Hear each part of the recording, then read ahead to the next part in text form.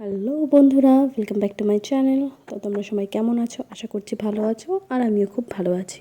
আর হ্যাঁ, সরি আমি এই কদিন বড় ভিডিও দিতে পারিনি, কারণ অ্যাকচুয়ালি আমাদের এখানে ওই নাম সংকীর্তন হচ্ছিল, যার জন্য মানে যেহেতু মাইক ফাইক লাগানো ছিল, লাউড স্পিকার, তো ভয়েস ওভার দেওয়া আমার পক্ষে সম্ভব ছিল না, তাই যার জন্য আমি ভিডিও বানাইনি আর ওটাকে ভয়েস ওভারও দেইনি।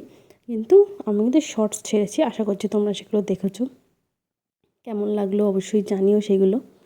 আর আজকে দেখো একদম সিম্পল একটা ডিজাইন নিয়ে চলে এসেছি। হ্যাঁ, একটু সময় সাপেক্ষ ডিজাইন। আমি অন্যদিন একটু সহজ সহজ দিই, এটাও সহজ, করতে পারবে ইজিলি, বাট একটু সময় লাগবে। ফার্স্টে দেখো একটা বেস কালার নিয়ে আমি নেল পালিশটা পুরো বেস কালার নেল পালিশ একটা পরিয়ে নিয়েছি।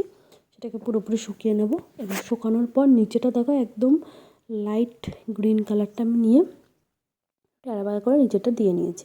আমার অ্যাকচুয়ালি লাইট গ্রিনটা একটু বেশি লাইট হয়ে গেছে, বাট ওর উপরে যেহেতু হোয়াইটটা দিয়েছি, হোয়াইটটা একটু কম ফুটছে।